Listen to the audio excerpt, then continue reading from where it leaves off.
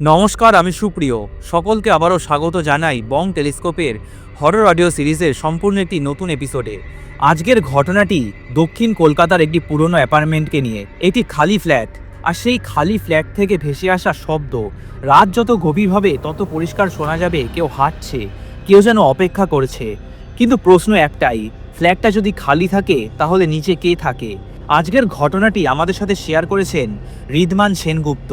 তবে ঘটনাটি শুরু করার আগে আমি আপনাদের জানিয়ে দিই, যদি আপনাদের জীবনেও কখনো কোনো ভৌতিক ঘটনা ঘটে থাকে, অথবা আপনাদের বন্ধু বান্ধব আত্মীয় পরিবার পরিজন কারোর কাছ থেকে কখনো কোনো ভয়ঙ্কর অভিজ্ঞতা বা কোনো ঘটনা শুনে থাকেন, তাহলে সেটি আমার সাথে শেয়ার করুন।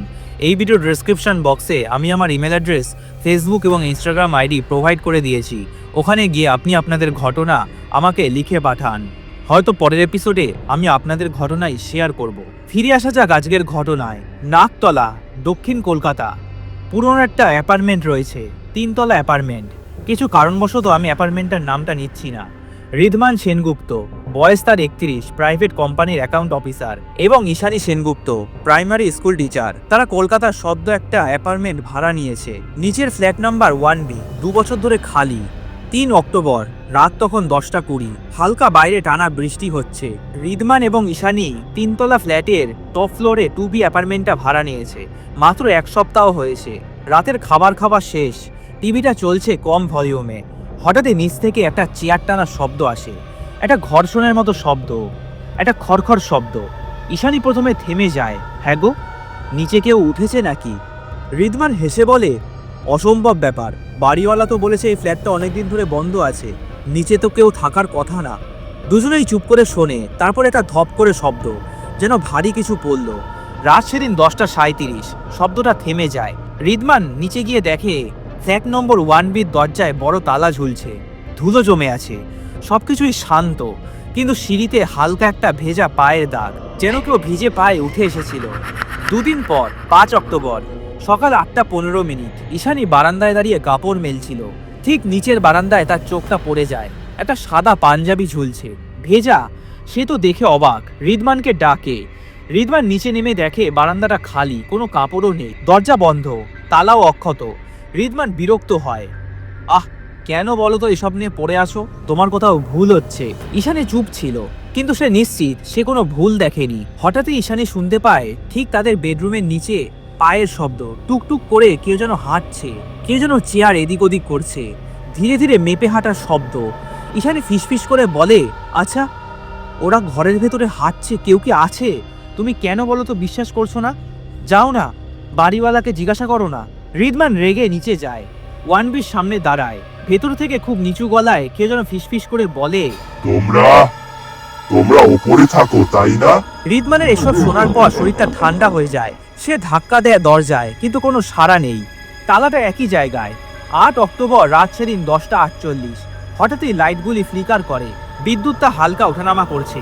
ঈশানী তখন রান্নাঘরে। হঠাৎই শুনতে পায় ঘরের দেওয়ালে স্ক্র্যাচিংয়ের শব্দ, যেন কেউ সিলিংয়ে আঙুল বুলাচ্ছে। একটা খড়খড় শব্দ। ঈশানী ভয়ে জমে যায়। তারপর একটা স্পষ্ট ফিসফিস কণ্ঠ ঈশানীর কানে আসে, কি গো, নিচে নামো, আমি তো নিচে একা আছি। একটা পুরুষ কণ্ঠ। ঋদ্ধমান ফোনে কথা বলছিল, কিন্তু শব্দটা ঋদ্ধমানও শুনতে পারে। হঠাৎই থেমে যায়, ফোনটা কেটে দেয়। সে ফ্ল্যাটের ডাইনিং এর লাইটটা জ্বালায়। শব্দটা থেমে যায়। 9 অক্টোবর, বিকেল 5:30। ঋদ্ধমান বাড়িওয়ালার সাথে কথা বলতে যায়। বৃদ্ধ বাড়িওয়ালা প্রথমে কিছু বলতে চায় না। তারপর ঋদ্ধমান জোরজার করায় তিনি বলেন,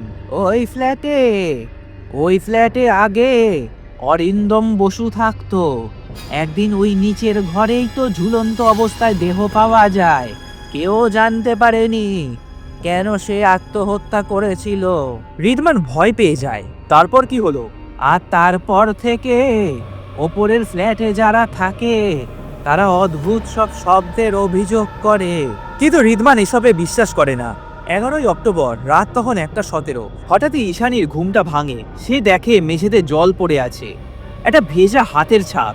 ঈশানী ভয় পেয়ে যায়। হাতের ছাপটি বেডের নিচ থেকে দরজা পর্যন্ত গেছে। এইসব দেখে ঋদ্ধমান নিচে নামার সিদ্ধান্ত নেয়। ঋদ্ধমান আর থাকতে না পেরে একটা লোহার রড নিয়ে ফ্ল্যাটের তালাটা ভাঙে। দরজাটা খুলে যায়। ভেতরে চারিদিকে ধুলো, অন্ধকার, কিন্তু সিলিংয়ের মাঝখানে একটা দড়ি ঝুলছে আর মেঝেতে পড়ে আছে একটা ভেজা সাদা পাঞ্জাবি। রিদওয়ান হাত দিয়ে ছয়, বেশ ঠান্ডা এবং ভেজা। হঠাৎই তার কানে একটা ফিসফিস শব্দ ভেসে আসে। উপরে আর জায়গা নেই? কি গো, উপরে আমাকে থাকতে দেবে? উপরে কি আর জায়গা নেই? রিদওয়ান এটি শোনার পর ছুটে বেরিয়ে আসে। দরজাটা আবার বন্ধ হয়ে যায় নিজে থেকে। রিদওয়ান সেই রাতে আর ঘুমাতে পারে না। 14ই অক্টোবর 9:45।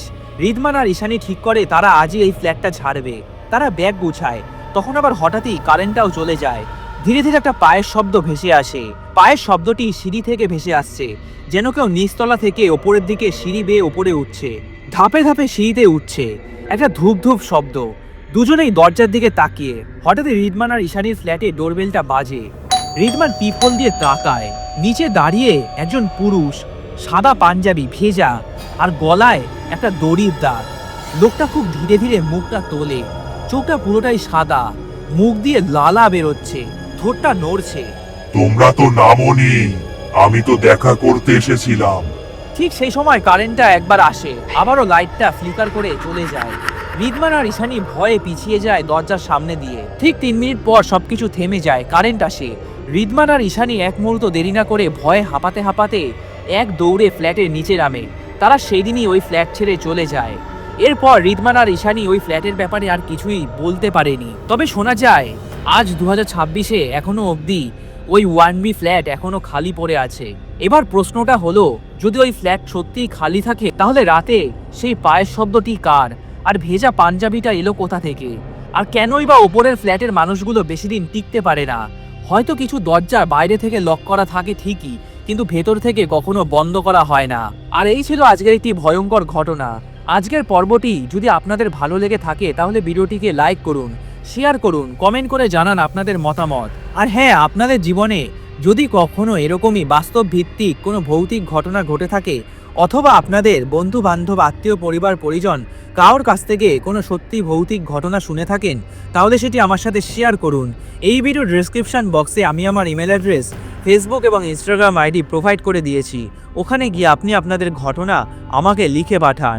হয়তো পরের এপিসোডে আমি আপনাদের পাঠানো ঘটনাই শেয়ার করব। খুব শীঘ্রই দেখা হবে নেক্সট একটি এপিসোডে। আর হ্যাঁ, অবশ্যই চ্যানেলটাকে সাবস্ক্রাইব করুন, কারণ আমি ফিরে আসবো খুব শীঘ্রই আরও একটি নতুন ভৌতিক ঘটনা নিয়ে। ততক্ষণ পর্যন্ত ভালো থাকবেন এবং সুস্থ থাকবেন।